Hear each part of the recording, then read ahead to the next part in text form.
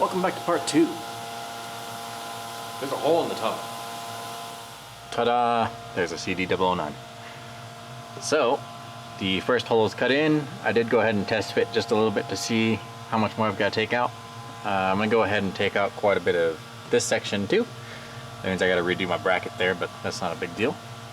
I can gain, it's almost 2 inches throughout there. That means the transmission will be close to the tunnel, but I'm pretty certain that this is going to be the setup that stays in this car for a long time. So I'm going to go ahead and build this kind of a shorter, lower section through here to fit the box, because I really can't modify that area in the box. I will end up probably taking that lip and lowering it down a little bit more just to get me more clearance in there. The other big thing that this is all going to help out with is the height of this right here. So the blower motor attaches to this port and it comes out this way, and the angle of that versus the angle of that, if everything fits in there, it is actually going to be extremely close to the factory cowl vent, so that's going to make everything so much easier. But we will go ahead and cut out this hole and see if we can set this box back in there and figure out a way that it'll fit.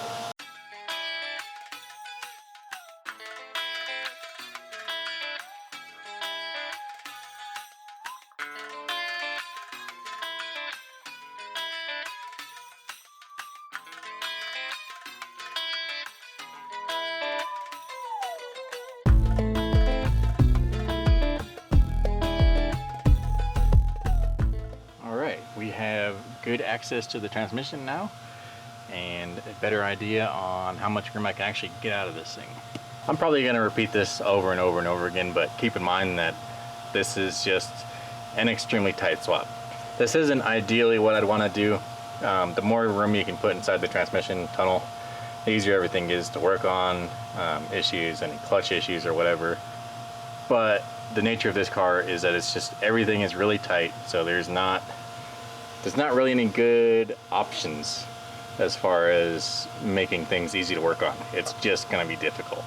But we try to get everything done. That's why I try to spend as much time making this thing pretty nice, make sure everything is good, so hopefully it doesn't have to get worked on. Because, yeah, this is difficult. But it is cool. This is probably one of the coolest cars I've messed with. As far as integrating new stuff into an older vehicle, so it's cool. It's okay. I'll live.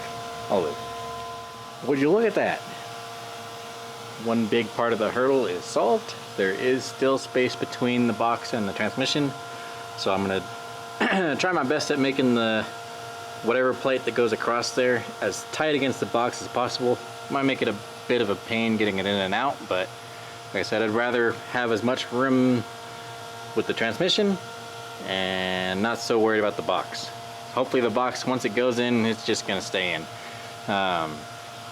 Probably not. This thing has seen some outdoor life, so hopefully everything works, but something's probably not gonna work. But yeah, that's in there. Now I'll see if I can test fit the blower motor. And there's the blower motor. So it's sitting just about where it's supposed to. Bolt hole's just pretty close to lined up, but it is inside of its own port.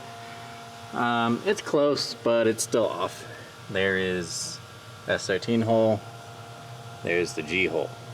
So I will have to figure out how to make a little piece that kind of vents in that way. But that actually fits pretty damn well. This actually ends up giving me a lot of room, more room than I thought I'd have in that area, so I might be able to put more stuff in here that helps relieve more of the dash area. So like I said, this is a tucked harness, so there's more things in here than there would have been in the G. So any bit of room I can find is definitely great. I'm actually kind of curious. I might look into seeing what they had mounted over here on the Gs, but yep. In the overview video of this car, I talked about having the vents go to the back of the vehicle to kind of heat up behind as well at the same time, but everything is just so tight with this that I think I'm not going to be able to do that anyways. That would be these vents right here. So I'm going to go ahead and take this piece off and just cap that. I think these went to the floor. I think they mixed with the floor and not just the vent. I could be wrong, but I think that's how it was. So capping that will just give you more airflow towards your floor. So not a problem. So I think the next thing I'm going to do, I'm going to go ahead and try to test fit the dash bar in here and kind of get a guarantee that everything is in its place or as close to it as possible. Each of these plastic vents will wiggle around a little bit, but if I can get everything closer to where I don't have to wiggle things to fit, then the fit and finish of everything at the end will just be so much nicer. So that is my goal. And there you have it. The dash bar is in where it was. The AC boxes bolt to the dash bar on these.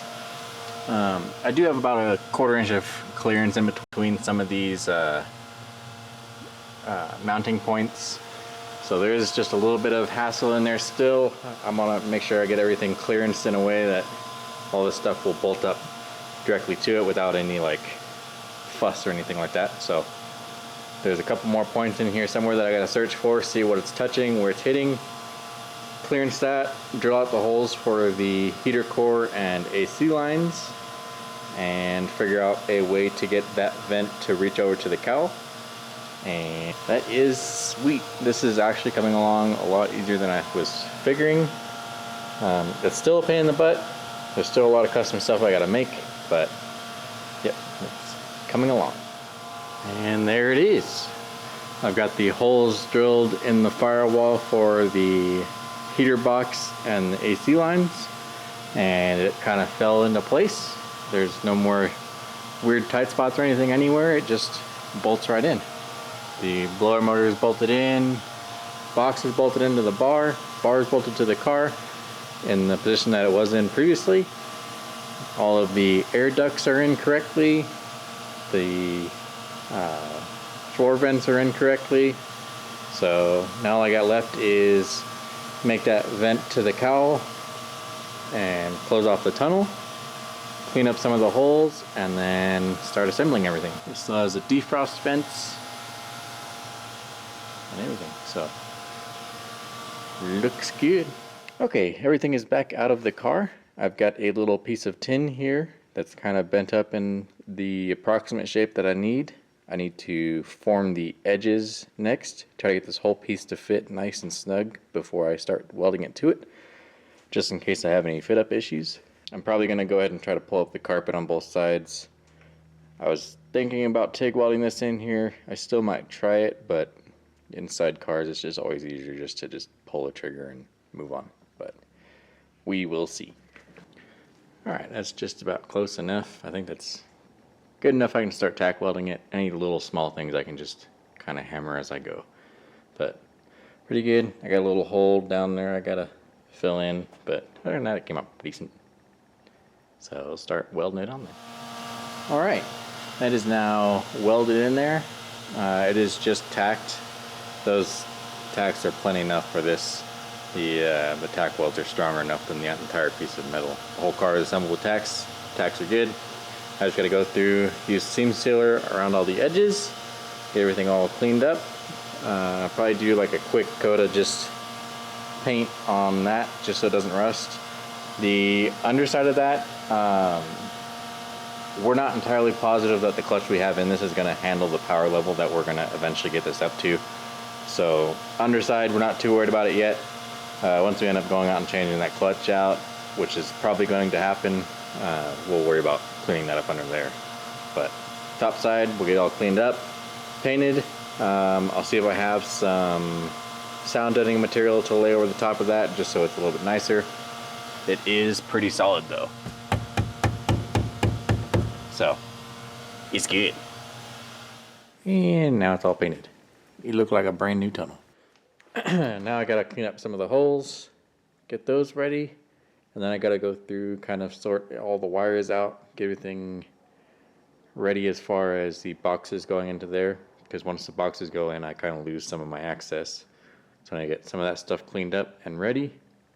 Put the boxes in, the dash bar, and then I have to lay all of these wires that's supposed to go on the dash bar back into it. So now it's just a puzzle piece of everything going back together. So we are waiting on some rubber parts for this. Some of the holes that I did in the firewall, they're not necessary anymore, so I'm going to use rubber plugs to plug them up. But I can't really find any, so I'm going to have to go into the junkyard tomorrow, see if I can find some rubber plugs for it. So while I'm waiting on that, we've also got a couple of customer cars out there that are also waiting on parts. So we decided to bring in Lizzie's Fox Body, and we're going to start cutting off some stuff and get this ready for a tube front and right-hand drive swapping. So let's get stuck into it. So to make this cleaner, we're going to go ahead and cut out that section there. We're also going to cut out that section and replace those with just flat panels. The way that I'm going to do the brakes and the steering column and all that stuff, or the way that Lizzie's going to do it. All of that's going to be pretty much just shaved smooth, and everything will start from scratch there, so it's looks cleaner and is easier to work on and doesn't look like a Ford Swiss cheese piece of crap. So we're also going to go ahead and cut the front off of this. Kind of like pretty much all the Fox Body drag cars are done, just a tube coming forward, and then a tube coming off and down, and then a cosmetic tube to hold the front end. So should be pretty simple, pretty straightforward. We're going to try to keep this as simple and easy as possible so it's fast and repeatable.